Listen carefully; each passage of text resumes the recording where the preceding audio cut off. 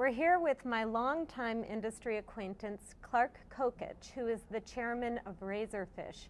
Clark is a true pioneer from the digital marketing industry, and actually, I would call him an industry titan. He was known for selling his company, Avenue A Razorfish, to Microsoft for $6.5 billion.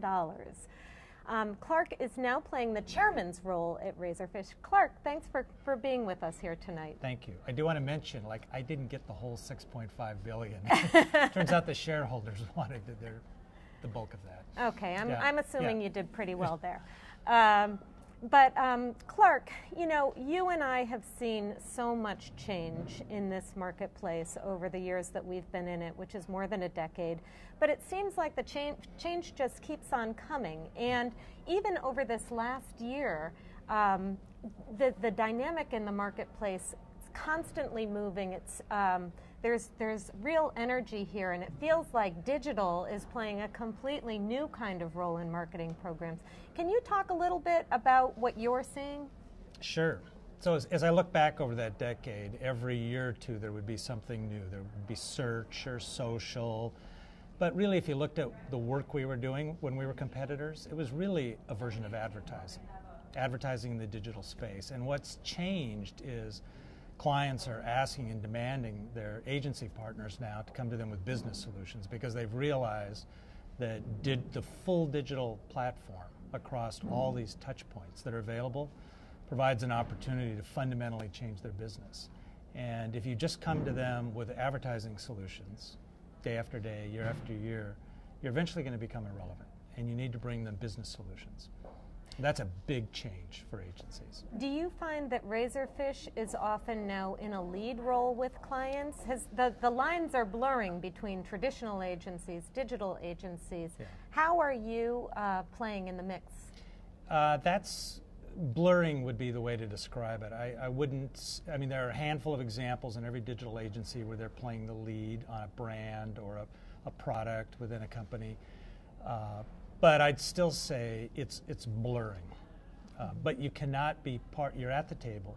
You're expected to bring strategic leadership to the party. You need to collaborate with a lot of partners that you used to compete with. And so that blurring provides opportunity for digital agencies. It also creates a lot of challenges because we're being asked to do things that traditionally we didn't do, and to do it with a different set of partners. It's interesting. I was interested in the presentation you gave at the iMedia Brand Summit last year, which talked about new ways of collaboration. It really feels like there isn't a set process, but people just have to be wired to collaborate. Right. Is that how you're finding it? Yeah, although I do believe it is up to the client to demand collaboration. We have a couple of clients who are extraordinarily good at briefing the partners together and expecting to see solutions together, and won't tolerate parochialism or infighting. And if that expectation is set by the client and the example is set by the leadership of the agencies, it's actually not that hard to do, because what most people really get excited about is developing good ideas that make a difference. And most of the people that work at agencies, I wish they all cared about the P&L, but they really don't. They care about the work, and it's what the work that drives them and is their passion. So if you can create a partnership around doing great work and innovating and making a difference, then people will do it. And does strategy have to sit in a particular place? Strategy is an interesting challenge, because what we find is more and more when clients talk about strategy, what they're really asking for is a business-changing idea. There's a lot of companies that you can hire, consultancies or independent strategists that can develop a strategy, but it really takes a group of people who understand all the nuances of all these tools and how to execute them and how they go together to generate a strategy that'll really work. So our view, at least, is our role is not to come and articulate a strategy, it's to bring an idea that will change the business. So Clark, it sounds to me like you're just as involved in the business as you ever were.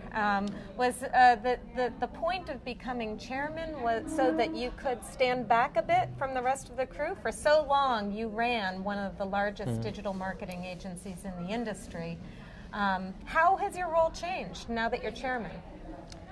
Well, as you know, being CEO has the fun part of the job and then the really hard part of the job. And the really hard part of the job is running the business and making money.